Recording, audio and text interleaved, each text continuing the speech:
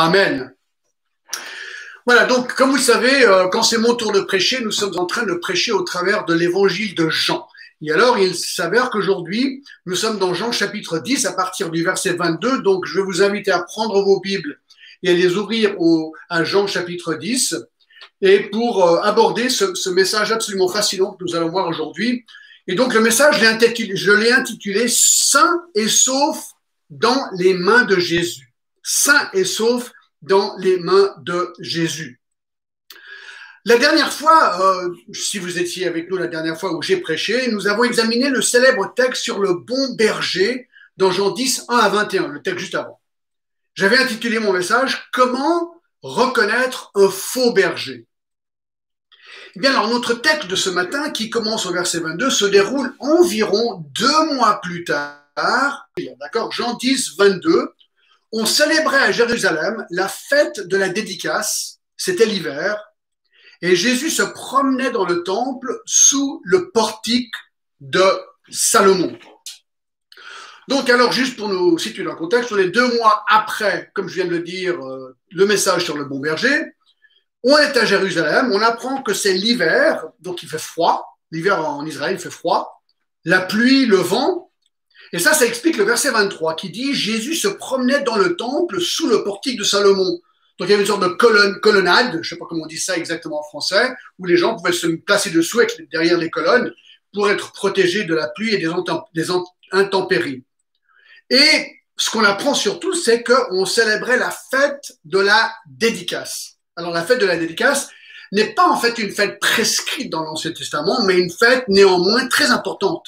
Cette fête commémore la victoire des Israélites contre le roi syrien Antiochus Épiphane, qui a vécu 175 à 164 avant Jésus-Christ. Et Antiochus avait envahi Jérusalem et avait profané le temple en 170 avant Jésus-Christ en sacrifiant un cochon sur l'autel et en érigeant la statue de Zeus dans le lieu très saint du temple.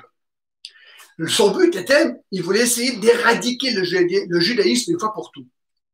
C'était le premier roi païen à persécuter les Juifs.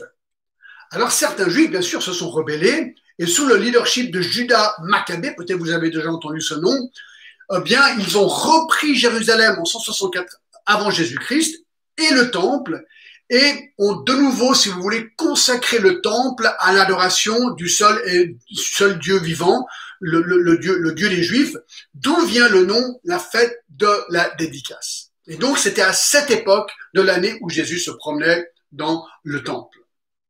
Et à partir du verset 24, les leaders juifs entourent Jésus pour lui poser une question. D'accord? Donc, ils sont tous dans le temple.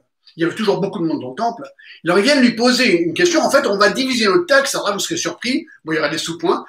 2 points. 2 points ce matin, d'accord? Premièrement, on va voir la question posée par les Juifs. Et ensuite, on va voir la réponse donnée par Jésus. D'accord? Alors, premièrement, voyons la question posée par les Juifs à partir du verset 24. Les Juifs l'entourèrent et lui dirent « Jusqu'à quand tiendras-tu notre esprit en suspens? Si tu es le Christ, dis-le-nous franchement. » Rappelez-vous que dans le chapitre 7, verset 1, les Juifs, donc ce sont les leaders juifs, voulaient la mort de Jésus pure et simple. Je vais lire chapitre 7, verset 1. Après cela, Jésus parcourait la Galilée car il ne voulait pas séjourner en Judée parce que les Juifs cherchaient à le faire mourir. Ils veulent sa peau, ils veulent la mort de Jésus, point barre. Et là, ils l'entourent dans le temple et lui disent « Jusqu'à quand est-ce que tu vas nous garder en suspens? Dis-le-nous clairement si tu es le Christ. Dis-le-nous franchement. » Alors, le mot Christ veut dire Messie. Quelque part, ils lui disent « Est-ce que tu es le Messie promis dans l'Ancien Testament? Oui ou non? » Alors, nous savons du contexte des chapitres précédents que ceci n'est pas une question innocente, posée par quelqu'un qui veut vraiment connaître le salut et comment être sauvé. Donc, ces hommes cherchent à piéger Jésus de tous les moyens possibles pour le faire mourir. C'est leur but, leur objectif. Ici, ils veulent l'entendre dire qu'il est le Messie, qu'il est Dieu. Et c'est ce qu'ils vont conclure. Regardez verset 33, les Juifs lui répondirent, ce n'est point pour une bonne œuvre que nous te lapidons, mais pour un blasphème, parce que toi qui es un homme, tu te fais Dieu. Donc ils veulent l'entendre dire, je suis Dieu, je suis le Messie, je suis le Fils de Dieu, d'accord? Et pour pouvoir l'arrêter pour blasphème. Mais le problème, c'est qu'ils sont coincés. Ils sont coincés parce qu'en fait, ils sont ébranlés par ces miracles. Et ça, on le voit très bien au chapitre 11, verset 47. Alors, il y a d'autres exemples.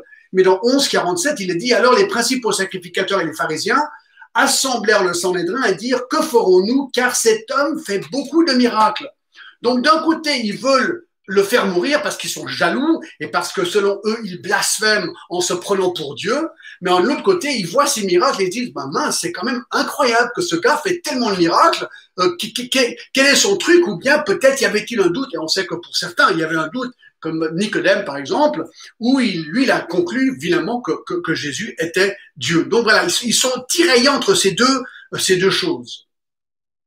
Et ce qui est intéressant, c'est que Jésus avait déjà en fait très ouvertement proclamé sa divinité. Dans le chapitre 5 et le verset 18, à cause de cela, les Juifs cherchaient encore plus à le faire mourir, non seulement parce qu'il violait le sabbat, mais parce qu'il appelait Dieu son propre Père, se faisant lui-même égal à Dieu. Tout le monde comprenait parfaitement que Jésus disait clairement, peut-être pas les termes que nous on utiliserait de nos jours, mais qu'il était Dieu. Et il le refait encore au chapitre 10 et le verset 33. Ici, ils veulent qu'il le déclare publiquement afin qu'ils puissent vraiment l'arrêter et le faire mourir. Alors ça, c'est la question. Est-ce que tu es le Christ? Le deuxième mois, c'est la réponse donnée par Jésus. La réponse donnée par Jésus à partir du verset 24, d'accord? À partir du verset 24. Et là, ce qu'on va voir, c'est que Jésus va donner quelque part 4 preuves. 4 preuves, parce que regardez comment il répond. Les Juifs l'entourèrent, lui dirent, jusqu'à quand tiendras-tu notre esprit en suspens? Si tu es le Christ, dis-le-nous franchement. Jésus leur répondit. Alors voici maintenant les 4 preuves. La première preuve, c'est mes œuvres l'affirment. Mes œuvres affirment ma divinité. Regardez le verset 25. Jésus leur répondit, je vous l'ai dit, et vous ne croyez pas, les œuvres que je fais au nom de mon Père rendent témoignage de moi. Alors, comme je vous l'ai montré il y a quelques instants, Jésus avait déjà à nombreuses reprises affirmé qu'il était Dieu et ils avaient conclu qu'il se prenait pour Dieu. On vient de le voir, d'accord? Il y a un autre exemple, maintenant je viens de le lire, là, 5, 17. Moi, je viens de le lire, d'accord? Alors, dans notre culture et notre langage, ce n'est pas peut-être comme ça qu'on ne l'aurait articulé. Je vais quand même prendre 5, 17 juste pour l'exemple, mais Jésus leur répondit, mon Père agit jusqu'à présent, moi aussi j'agis. Pour nous, ça ne veut pas dire grand-chose, ça. Mais, à cause de cela, les Juifs cherchaient encore plus à le faire mourir, non seulement parce qu'il violait le sabbat, mais parce qu'il appelait Dieu son propre Père, se faisant lui-même égal à Dieu. Donc, les formulations de Jésus, pour nous, peut-être on dit, bon, est-ce que vraiment ça veut dire qu'il se prenait pour Dieu? Eux le comprenaient clairement comme une revendication que quoi il se prenait pour Dieu. Alors, l'argumentation ici, c'est simplement ceci. Écoutez, si vous ne croyez pas ce que je vous ai dit, regardez aux œuvres que je fais. Regardez aux œuvres que je fais.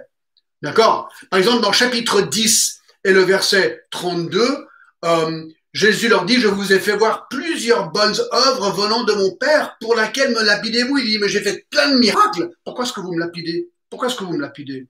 Au verset 38, il dit, mais si je l'ai fait, même si vous ne me croyez point, croyez à ces œuvres, afin que vous sachiez et reconnaissiez que le Père est en moi et que je suis dans le Père. Dans Jean 3, verset 2, lorsque Nicodème vient voir Jésus, il lui dit, Rabbi, nous savons que tu es un docteur venu de Dieu, car personne ne peut faire ces miracles que tu fais si Dieu n'est avec lui. Et tout au long de l'évangile de Jean, on met en avant ces miracles, les miracles que Jésus fait. Par exemple, vous vous rappelez la purification, le vin, il a transformé de l'eau en vin dans le chapitre 2. Ensuite, il a purifié le temple. Alors ça, c'est un miracle parce qu'il a dû chasser juste avec un fouet des centaines, voire des milliers de personnes dans le temple.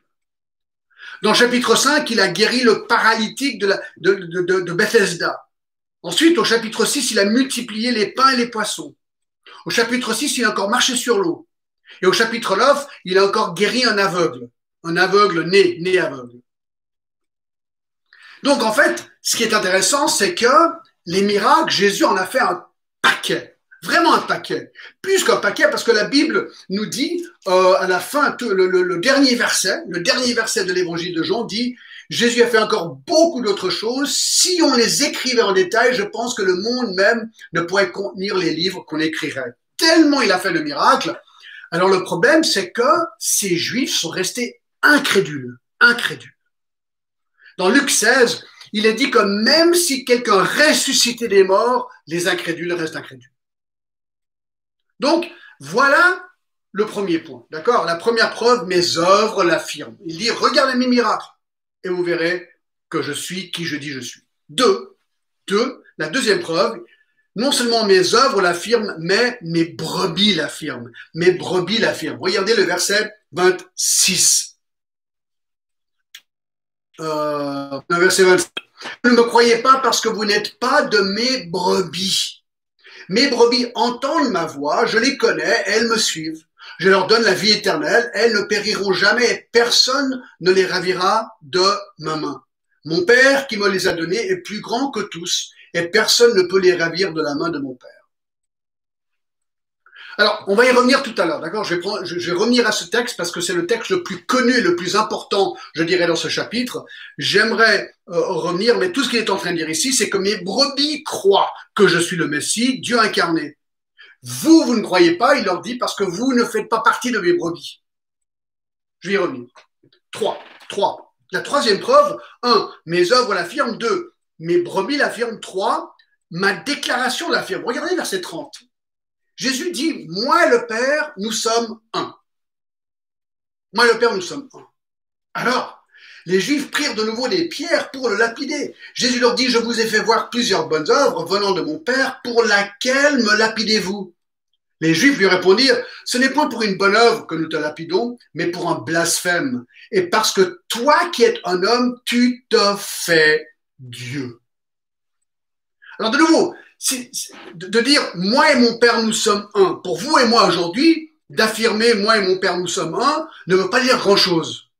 Mais à l'époque, cette phrase moi et mon Père nous sommes un était l'équivalent de dire je suis ou j'ai la même divinité que mon Père qui est aux cieux.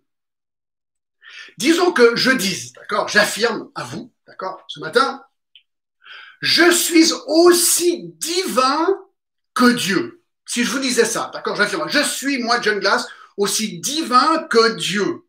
Que répondriez-vous? Vous me répondriez ceci. J'ai demandé à Meg, elle n'est pas du tout d'accord, John, premièrement, d'accord? Et 2, John, j'ai pris rendez-vous pour toi à Belle-Idée, l'hôpital psychiatrique. Ah oui, pourquoi? Parce que vous me connaissez et tout le monde sait que je suis un pécheur. Mais lorsque Jésus a dit ça, c'est autre chose. Moi et mon Père, nous sommes un en nature. J'ai la même nature divine que mon Père. Je suis Dieu comme il est Dieu. Dieu le Père, Dieu le Fils. Nous avons la même sainte nature. Alors nous savons que Jésus est sans péché parce qu'il l'affirmait.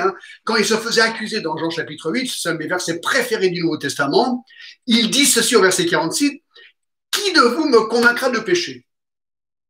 On l'accusait plein de trucs, il dit, écoutez, alors voilà, prouvez-moi que j'ai péché. Jésus dit ça, prouvez-moi que j'ai péché. C'est quand même absolument génial. Ce serait facile pour tout le monde de prouver le péché de la personne, sauf si on est sans péché, ce qui était le cas pour Jésus. Et c'est pour ça que dans 2 Corinthiens 5, 21, il est dit, celui qui n'a point connu le péché, parlons de Jésus, il a fait devenir péché pour nous afin que nous devenions en lui justice de Dieu.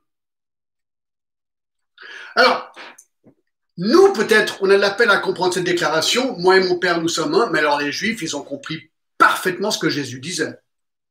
Pourquoi? Parce qu'ils prennent des pierres pour le lapider. Pourquoi? Pourquoi est-ce qu'ils veulent le lapider? Il dit ça, mon Père et moi, on est un. Ils veulent le lapider parce que pour eux, c'était un blasphème. Pourquoi? Ben, Jésus leur dit, je vous ai fait voir plusieurs bonnes œuvres, donc miracles venant de mon Père, pour lesquels me lapidez-vous? Alors ils répondent, verset 31, c'est pas pour tes miracles que nous lapidons, mais pour un blasphème, parce que toi qui es un homme, tu te fais Dieu. Clair et net. Clair et net. On ne peut pas être plus clair que ça. Mais écoutez, il fallait que Jésus soit Dieu, car il nous fallait un homme, mais un homme sans péché pour pouvoir prendre sur lui notre péché et mourir à notre place. Connaissez-vous un homme qui est sans péché? Moi, j'en connais qu'un, il s'appelle Jésus-Christ. Jésus est le seul. Et je ne peux être pardonné de mon péché que par celui que j'ai offensé. J'ai offensé Dieu, Jésus-Christ, donc il est mort pour moi, il me pardonne lui. C'est Dieu que j'ai offensé, c'est donc Dieu qui peut me pardonner. Et donc, c'est par Christ que je suis pardonné. Donc, première réponse, dis-nous franchement, es-tu le Christ? Ben, mes œuvres l'affirment. 2, mes brebis l'affirment. 3, ma déclaration qu'on vient de voir l'affirme. 4, les Écritures l'affirment. Les Écritures l'affirment. À partir du verset 34, Jésus leur répondit, n'est-il pas écrit dans votre loi, j'ai dit, vous êtes des dieux. C'est là, appeler Dieu ceux à qui la parole de Dieu a été adressée, et si l'écriture ne peut être anéantie, celui que le Père a sanctifié est envoyé dans le monde, vous lui dites, tu blasphèmes. Et cela parce que j'ai dit, je suis le Fils de Dieu.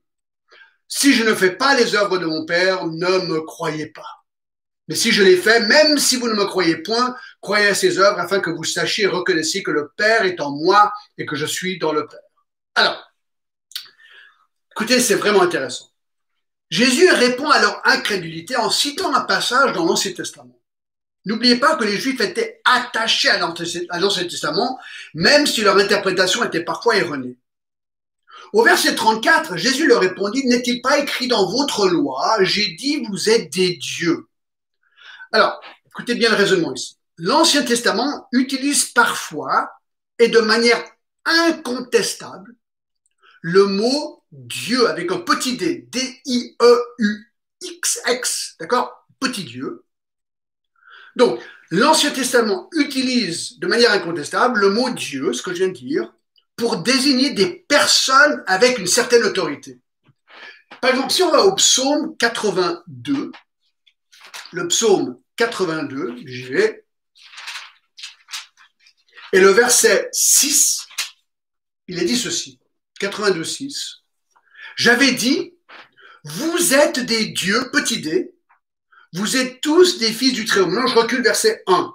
Dieu se tient dans l'assemblée de Dieu, il juge au milieu des dieux, petit d. Jusqu'à quand jugerez-vous avec iniquité? Aurez-vous égard à la personne des méchants?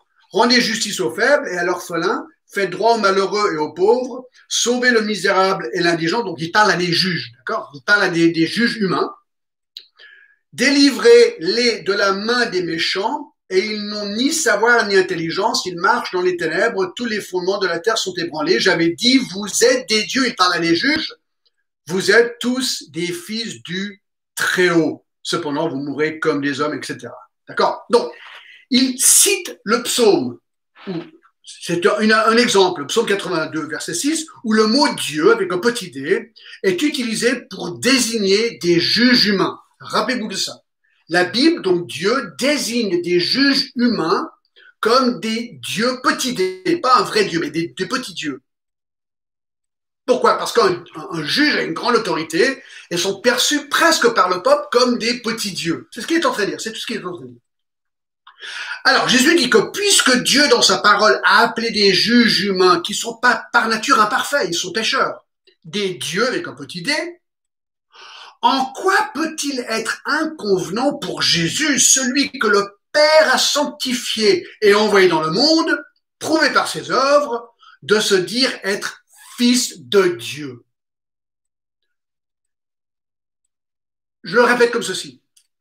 Si des juges humains pécheurs peuvent être appelés des dieux, avec un petit d, celui envoyé du Père qui n'a pas de péché et qui fait les œuvres de Dieu peut s'appeler fils de Dieu car il est le fils de Dieu. Il ne blasphème donc pas car il est ce qu'il dit être. Oui, Jésus répond, je suis le fils de Dieu. Voilà le but de ce texte. Et oui, vous avez conclu juste à mon égard. Au verset 33, tu te fais Dieu. Je suis un homme, oui, et je me fais Dieu, verset 33, car je le suis. Et je vous l'ai prouvé par l'absence de mon péché dans ma vie et par les miracles que je fais et confirmés par votre loi. Alors il revient, ce qu'on vient de lire, les versets 37 à 38, sur les œuvres qu'il fait, ces œuvres qui le prouvent. Au verset 39, maintenant ils sont tellement fâchés parce qu'il vient de reprouver, encore une fois, qu'il est réellement Dieu incarné, le Fils de Dieu, donc de la même nature que Dieu. Et alors, verset 39, là-dessus, ils cherchèrent encore à le saisir. Ils veulent le prendre, ils veulent le coincer, le tuer. Mais moi, je trouve ça totalement intéressant au verset 39, mais il s'échappe pas de leurs mains. Je sais pas, c'est intéressant d'imaginer Jésus qui s'échappe, qui part, qui les évite d'une manière ou une autre. Il ne dit pas comment il l'a fait, mais il les échappe. Donc voici très brièvement l'exposé de ces versets, d'accord? La manière que Jésus prouve encore une fois qu'il est le Fils de Dieu. Il dit, voilà, je suis le Christ, mes œuvres l'affirment, mes brebis l'affirment, ma déclaration l'affirme et les Écritures l'affirment.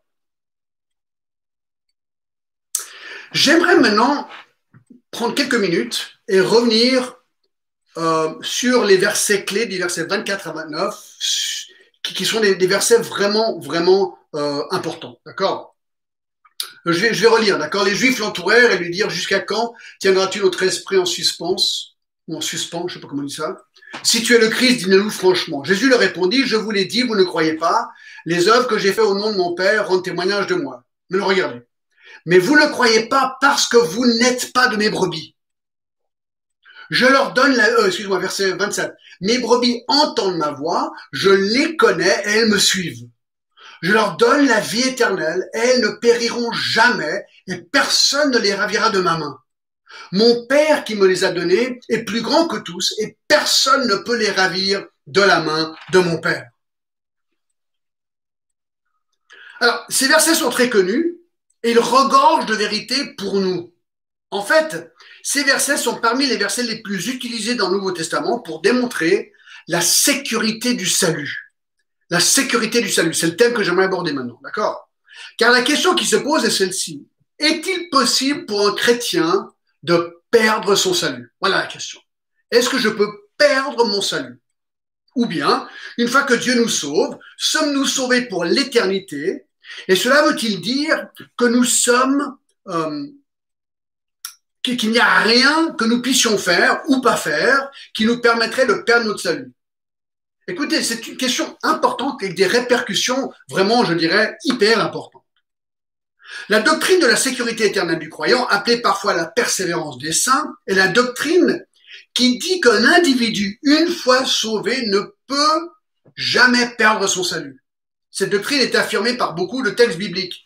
Alors, je vous en donne quelques-uns. Par exemple, dans Jean 5, 24, d'accord, il dit ceci, en vérité, je vous le dis, celui qui écoute ma parole et qui croit est celui qui m'a envoyé à la vie éternelle et ne vient point en jugement, mais il est passé de la mort à la vie. Ce qui est affirmé ici, c'est qu'une personne sauvée reçoit la vie éternelle, elle reçoit la promesse que dans l'avenir, elle ne sera pas condamnée et qu'elle est passée de la mort à la vie. Et la vie éternelle, par sa nature propre, ne peut être mise à fin. Alors bien sûr, il y a les objections à cette doctrine. Principalement de deux sources. Premièrement, l'expérience, le fait que certaines personnes qui se disent chrétiens chutent, ne produisent plus de fruits et ne donnent plus évidence d'un salut. Que dire de ces gens-là? Ont-ils perdu leur salut? Et deuxième problème, certains textes bibliques peuvent donner l'impression qu'il y a une part de responsabilité humaine dans l'acquisition du salut, qui impliquerait alors que par un mauvais comportement, un chrétien pourrait perdre son salut. Alors, il faut bien comprendre que la doctrine de la sécurité éternelle du croyant est construite sur la doctrine de la corruption totale de l'homme. Puisque l'homme est pécheur par nature. Écoutez bien, puisque l'homme est pécheur. Cela veut dire qu'il ne peut être sauvé que par la grâce divine de Dieu. Seul Dieu peut faire réalité le salut dans une vie. Mais si le salut est quelque chose que l'homme peut faire pour lui-même, alors le salut pourrait être perdu. Si c'est une œuvre de Dieu, alors cette œuvre, ben, qu'est-ce que l'homme peut faire pour la perdre? Voilà le sens de notre texte aujourd'hui. Alors moi, j'aimerais regarder très brièvement quelques textes, 4 en particulier, d'accord? Et on va commencer avec le texte, notre texte de ce matin, Jean 10, à partir du verset 24. Donc au verset 24, il lui dit, si tu es le Christ, dis-le-nous franchement. Au verset 26, regardez ce qu'il dit. Vous ne croyez pas, Jésus répond, vous ne croyez pas, vous, parce que vous n'êtes pas de mes brebis. C'est intéressant comme phrase. D'un côté, les Juifs ne croient pas en Jésus. Ils ne voient pas leur propre péché, ne veulent pas se repentir et venir à Christ pour leur salut, malgré le fait qu'ils ont vu avec leurs propres yeux les miracles de Jésus et la véracité de ses propos. Ils n'avaient aucune excuse pour le rejeter. Ceci, c'est le côté de la responsabilité humaine. L'homme doit se repentir et croire pour être sauvé. C'est Jean 3,16, car Dieu a tant aimé le monde qu'il a donné son Fils unique afin que quiconque croit en lui ne périsse point, mais qu'il ait la vie éternelle. Donc, l'homme doit croire pour être sauvé. Responsabilité humaine. D'un autre côté, Jésus affirme, regardez ce qu'il dit ici, au verset 26, il affirme que il ne croit pas parce qu'ils ne sont pas ses brebis. Ça, c'est le côté de la souveraineté divine concernant le salut. Ceci est ce qu'on appelle l'élection. Dieu élit ceux qui croiront en lui, et on croit parce qu'on fait partie des brebis perdues choisies par Dieu pour le salut. Verset 29. Mon Père qui me les a donnés est plus grand que moi, et personne ne peut les ravir de la main de mon Père. C'est intéressant. Dieu donne les brebis à Jésus. Chapitre 6, 37. Il dit quoi? Tous ceux que le Père me donne viendront à moi et je ne mettrai pas dehors celui qui vient à moi. De nouveau, la souveraineté de Dieu dans le salut. Et 17, 2, 6 et 9, etc. Il y a beaucoup d'autres versets. Donc c'est une sorte de tension intéressante ici. Suis-je sauvé à cause de ma foi ou suis-je sauvé à cause de l'élection de Dieu? Voici la réponse. Oui. Oui. L'homme et son esprit humain ne pourra jamais comprendre, en fait, cette tension. L'exemple suprême, c'est Judas. Judas, parce que Jésus déclarera, le Fils de l'homme s'en va selon ce qui est déterminé. Luc 22, 22a. Donc il dit, voilà, le Fils de l'homme s'en va selon ce qui est déterminé, souveraineté de Dieu. Il parlait de Judas. Autrement dit, la trahison de Jésus par Judas est conforme au dessein éternel de Dieu. Toutefois, Jésus ajoutera, et je cite, « Mais malheur à l'homme par qui il est livré. » Chapitre 22, 22b. Le fait que la trahison de Judas s'inscrive dans le plan de Dieu ne lui épargnera pas la nécessité d'assumer la responsabilité de son crime. Revenons à notre texte. Verset 27. Jésus dit, « Mes brebis entendent ma voix, je les connais et elles me suivent. » Il dit que les élus répondront à l'appel de Jésus pour être sauvés et continueront dans leur foi jusqu'à la fin. Elles connaissent Jésus pour qui elle est et le suivent. Ça, c'est un sauvé. Verset 28. Je leur donne la vie éternelle, elles ne périront jamais et personne ne les ravira de ma main. Écoutez ça, c'est un verset incroyable. Il leur dit, premièrement, je leur donne la vie éternelle. La clarté extrême de ses propos. Jésus parle ici de la sécurité du salut. Jésus affirme de manière la plus claire que le salut ne dépend à rien de l'effort humain, mais que notre salut est enraciné dans l'élection, la promesse et la puissance de Dieu. La grâce de Dieu nous appelle et nous sauve. Je leur donne la vie éternelle. Alors je trouve intéressant le mot éternel. Écoutez bien le raisonnement. Je leur donne la vie éternelle. Éternel veut dire sans fin. Juste ce mot éternel rend l'optique d'une perte éventuelle de son salut un non-sens. Allez voir, si Dieu me donne la vie éternelle, comment puis-je la perdre puisqu'elle est éternelle? Je te promets de donner une vie éternelle dans ma présence pour toute l'éternité à cause du sang de Jésus et ce qu'il a fait pour toi à Golgotha. Ah oui, mais si tu pêches, tout est caduque. Tu perds tout. Mais alors à quoi sert le sacrifice de Jésus si la perte de mon salut dépend de moi? Si je peux faire quelque chose pour perdre mon salut, Jésus est mort pourquoi finalement alors? Ceci est un non-sens. La vie éternelle qui nous est promise est par nature éternelle. Et pour le cas où nous aurions mal compris, regardez la suite. Regardez la suite. Verset 28, je leur donne la vie éternelle et elles ne périront jamais. Jamais. Mais ça veut dire quoi? Elles ne périront jamais. Jamais veut dire quoi? Ben, c'est impossible. Si tu vas jamais périr, ça veut dire que tu ne périras jamais. Je sais pas comment le dire d'autre mieux. C'est impossible de périr. Contexte de mourir. C'est impossible de perdre la vie éternelle. Et au cas où on aurait mal compris, il continue dans le même verset. Et personne ne les ravira de ma main. Mais qu'est-ce que cela pourrait bien dire? Jésus nous prend symboliquement, bien entendu, dans sa main. Dans sa main. On est dans sa main. Et personne, donc, personne veut dire quoi? Ben, personne ne peut faire quoi? Les ravir de ma main. Le mot ravir veut dire enlever de force. Personne ne peut venir et ouvrir la main de Jésus pour nous sortir de sa main. Non, personne ne peut le faire. Impossible. Pas une personne, ni moi-même. Je ne peux pas me sortir de sa main. C'est ce qu'il dit. Et au cas où les choses ne sont toujours pas claires, il faut aller au verset 29. Mon Père qui me les a donnés est plus grand que tous et personne ne peut les ravir de la main de mon Père. Qui choisit ceux qui sont donnés à Jésus? En plus, c'est le Père. Qui est le plus grand de tous? Le Père. Il est plus grand que toute personne, que tous les anges qu'il a créés, même plus grand que Satan, parce que Satan était un ange au début qu'il a créé. Il n'y a personne de plus grand que Dieu, point barre. Qui peut ravir une brebis de la main du Père? Ben, qu'est-ce qu'il dit? Personne, verset 29, ne peut les ravir de la main de mon Père. Personne. Donc, écoutez, une fois qu'on est dans la main de Jésus, et moi, c'est comme ça qu'on m'a une fois décrit cette image, voilà, on est dans la main de Jésus et la main du Père se met par-dessus. Et là, on est vraiment sain et sauf dans la main de Jésus et dans la main du Père. Mais oui. Et une fois qu'on est dans la main du Père, le texte dit, on y reste. C'est incroyable. Personne ne peut nous ôter de la main du Père. Et c'est logique. C'est logique. Colossiens 3.3, car vous êtes morts et votre vie est cachée avec Christ en Dieu. C'est comme si je rentre dans la main du Père et du Fils et il me garde. Ça me rappelle aussi Jean 6, 39 et 40. Écoutez, c'est tellement génial. Jean 6, 39 et 40, il dit quoi?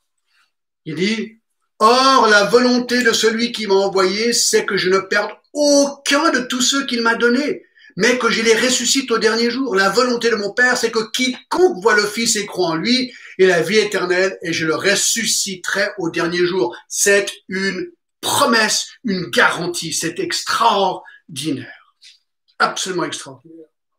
Donc écoutez mes amis, il est très difficile de prendre ces versets, de conclure que nous ayons quelque partie dans notre salut, que nous ayons la capacité de nous désauver, de perdre notre salut. Regardez maintenant Éphésiens 1. On va aller un petit peu plus vite, d'accord? Éphésiens 1, c'est incroyable, car ce chapitre nous montre aussi que le salut vient entièrement de Dieu et que l'homme n'en est pour absolument rien dans son salut, d'accord? Il ne peut rien contribuer, il ne peut pas produire des bonnes œuvres, assez de bonnes œuvres pour atteindre la perfection de Dieu. C'est absolument impossible. Non, le salut est une grâce, un don donné par Dieu à nous à cause de son Fils. Alors regardez, je vais aller très vite.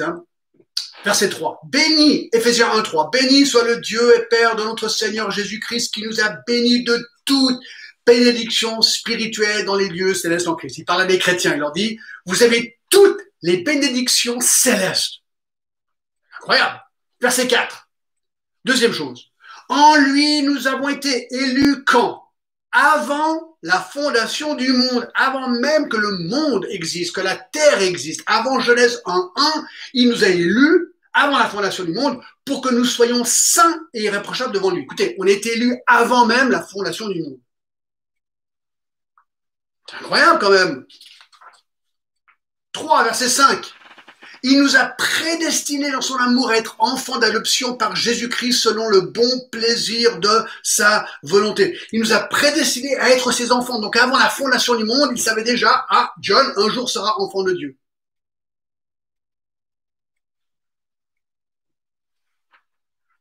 4. En lui, nous avons la rédemption. Verset 7. En lui, nous avons la rédemption par son sang, le pardon des péchés selon la richesse de sa grâce. C'est tout ce qu'il nous donne gratuitement ici. Verset 9. Verset 9. Il nous a fait connaître le mystère de sa volonté, selon la bienveillant dessein qu'il avait formé en lui-même pour le mettre en exécution lorsque les temps seraient accomplis, etc. Enfin, il est en train de nous dire, il nous a même fait connaître ce mystère. Ça vient de lui. J'aurais pu jamais comprendre ces choses s'il ne me les avait pas révélées. Regardez verset 11. En plus, 6. En lui, nous sommes devenus héritiers. C'est quoi un héritier? C'est quelqu'un qui hérite. Ayant été prédestinés suivant le plan de celui qui opère toutes choses après le conseil de sa volonté, afin que nous servions à célébrer sa gloire, nous qui d'avance avons espéré en Christ.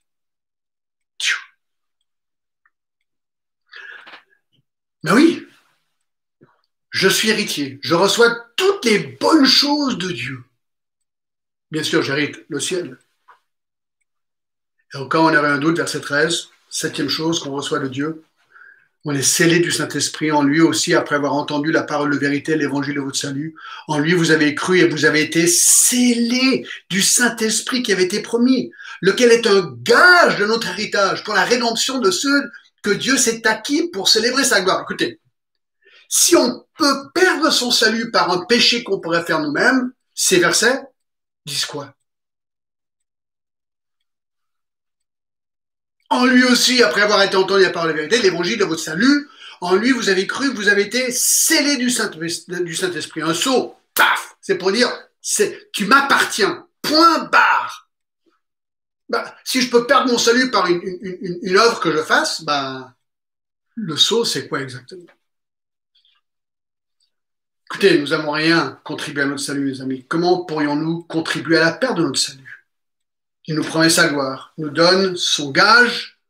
Rien ne peut rompre cette promesse. Regardez Romains 5. Romains 5. Romains 5. Très vite. Numéro verset 1.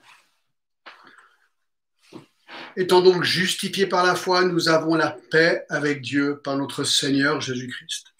On était ennemis, en Christ, on a la paix. Verset 2. À qui nous avons devoir eu par la foi accès à cette grâce dans laquelle nous demeurons fermes et nous nous glorifions dans l'espérance de cette gloire de Dieu. Waouh, nous demeurons fermes dans la grâce de Dieu. Verset 5, on reçoit en plus l'amour de Dieu. Regardez, or l'espérance ne trompe point parce que l'amour de Dieu est répandu dans nos cœurs. L'amour agapé, la capacité d'aimer avec sacrifice, vient vraiment de Dieu, donné par le Saint-Esprit. Moi, quand je dis ça, je me dis, bon, alors ça veut dire que si je peux perdre mon salut, tac, ça vient, ça part, ça vient, ça part, ça vient, ça part. J'ai l'amour, j'ai plus, j'ai l'amour, j'ai plus. Non, non, il nous donne un cadeau qui s'appelle l'amour agapé. Et nous avons la paix avec Dieu, nous sommes justifiés, nous sommes sanctifiés et nous serons glorifiés. C'est un total, c'est un package deal, comme on dit en anglais. Et verset 9, regardez. À plus forte raison donc, maintenant que nous sommes justifiés par son sang, serons-nous sauvés par lui de la colère? Ben oui, je suis sauvé et je suis sauvé de sa colère. Ah oui, mais jusqu'au prochain péché. Non, ce serait même plus une espérance là alors. Non, je suis sauvé de sa colère. C'est fait. C'est absolument fait. Car si lorsque nous étions ennemis, nous avons été réconciliés avec Dieu par la mort de son Fils, à plus forte raison, étant réconciliés, serons-nous sauvés par sa vie? Ben bien sûr. C'est incroyable.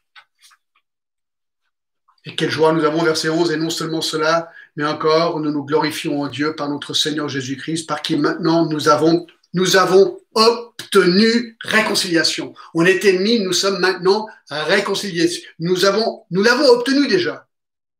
Je vais faire ça demain? Non. Non, je l'ai.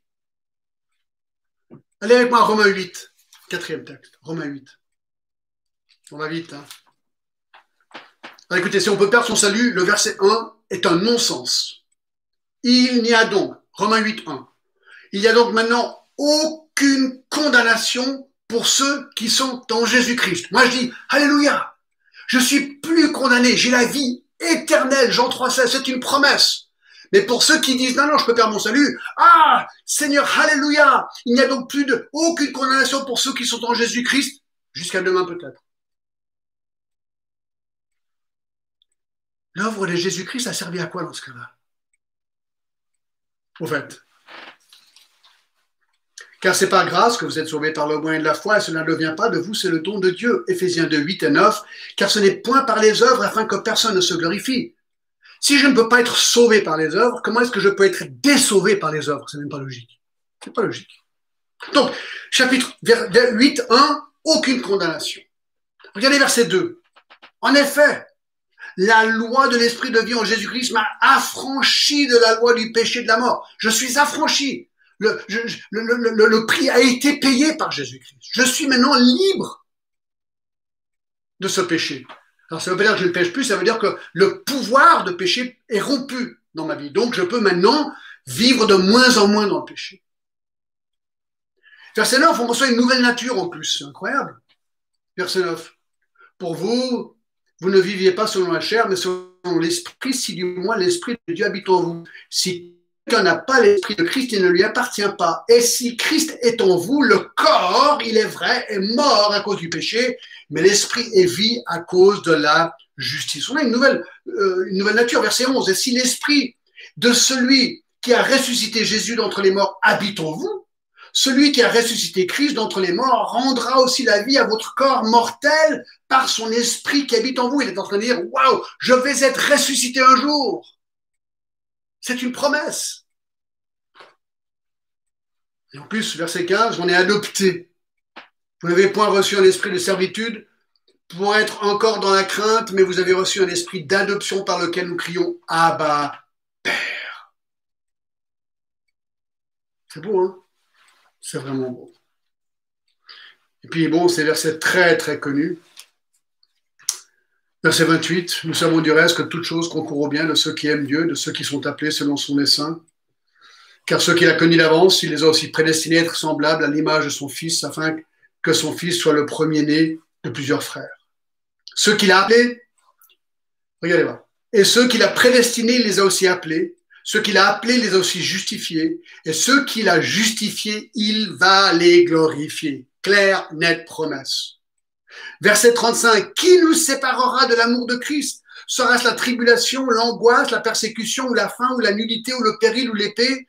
Selon qu'il est écrit, c'est à cause de toi que nous sommes mis à mort tous les jours, qu'on nous regarde comme des brebis destinées à la boucherie. Mais dans toutes ces choses, nous sommes plus que vainqueurs par celui qui nous a aimés. Car, écoutez, j'ai l'assurance de ni la mort, ni la vie, ni les anges, ni les dominations, ni les choses présentes, ni les choses à venir, ni les puissances, ni les hauteurs, ni la profondeur, ni aucune autre créature ne pourra nous séparer de l'amour de Dieu manifesté en Jésus-Christ notre Seigneur. Rien ne peut nous séparer de lui. Pourquoi? Parce qu'on est saint et sauf dans la main du Fils et dans la main du Père. Amen et Amen. Voilà la vérité. Alors écoutez mes amis, je conclus, d'accord?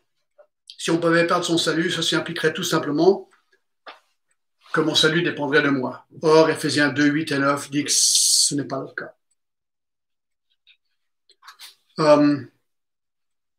Deux objections peut-être. Si mon salut est vraiment éternel et qu'une fois sauvé, je suis toujours sauvé, alors c'est super. Certains pourraient dire, alors je peux pécher tout ce que je veux. Je ne serai jamais condamné. Hein. C'est toujours l'argument. Ouais, c'est trop bien ton truc, John. Ça veut dire que moi, je peux pécher maintenant, je suis sauvé, je peux faire tout ce que je veux, j'irai quand même au ciel. Ah, pas si vite. Pourquoi? À cause de Romains 6. Bon, il y a beaucoup de textes. Mais lorsque tu es une nouvelle créature, lorsque tu es né de nouveau, lorsque Jésus vit en toi, bien, écoutez ce qu'il est dit dans Romains 6, déjà verset 1. Que dirons-nous? Demeurerions-nous dans le péché afin que la grâce abonde? Non. Non, je ne vais pas continuer à pécher parce que je suis sauvé comme ça et la grâce abondera vis-à-vis de moi. Pourquoi? Eh bien, au verset 17 plutôt, mais grâce a rendu à Dieu de ce qu'après avoir été esclave du péché, vous avez obéi de cœur à la règle de doctrine dans laquelle vous avez été instruit.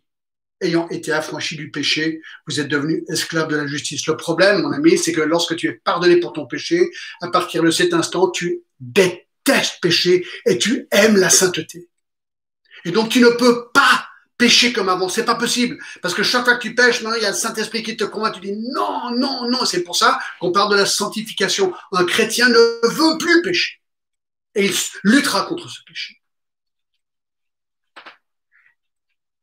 Et alors, comment comprendre les personnes qui ont une apparente conversion à Jésus-Christ, puis un jour chutent, disparaissent, ils abandonnent tout. On en connaît tous des gens comme ça. Fidèles, des gens chrétiens, on pensait, et tac, d'un coup, ils disparaissent. On dit, mais est-ce qu'ils sont sauvés, ces gens-là? Mais écoutez, je pense que la clé, c'est 1 Jean 2,19. 1 Jean 2,19 qui dit, ils sont sortis du milieu de nous, mais ils n'étaient pas les nôtres, car s'ils avaient été les nôtres, ils seraient demeurés avec nous. Mais cela est arrivé afin qu'il soit manifeste que tous ne sont pas des nôtres. Un vrai chrétien persévère. On peut avoir des chutes, mais il revient et il persévère.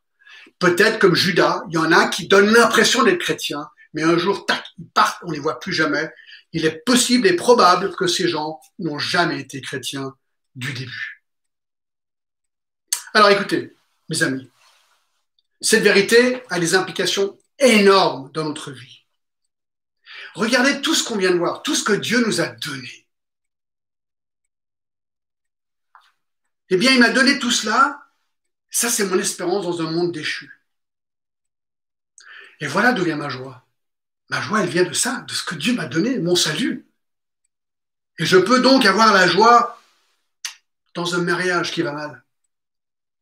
Je peux avoir cette joie quand j'apprends que j'ai le cancer ou une maladie grave. Je peux avoir la joie quand je perds mon emploi. Je peux avoir la joie quand la bourse s'effondre. Je peux maintenir la joie quand le coronavirus nous guette et me fait peur. Je peux rester dans la joie dans toutes circonstances. Pourquoi? Parce que mon salut m'a été donné par Dieu. Et voilà mon espérance. C'est une certitude scellée. Et donc, les épreuves de cette vie sont moindres importantes. Alors, on les travaille, on fait tout ce qu'on peut pour les résoudre, mais c'est en Christ.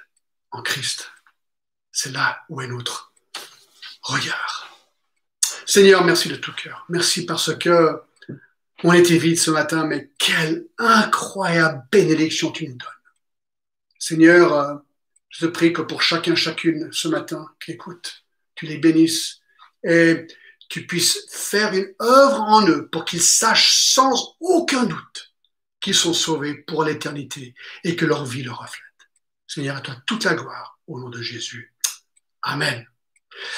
Mes amis, dimanche prochain, ce sera Franck qui sera là. Je ne viendrai pas non plus au culte, mais je serai là le dimanche d'après, surtout pour l'anniversaire de l'église. Donc, merci vraiment. On est tous, on fait tout ce qu'on peut dans ces moments très, très bizarroïdes du coronavirus. Mais voilà, je suis pas positif, je suis négatif, donc ma vie continue. Mais on se parlera au téléphone. Que Dieu vous bénisse. Bon dimanche et vraiment que Dieu vous bénisse richement. Au revoir.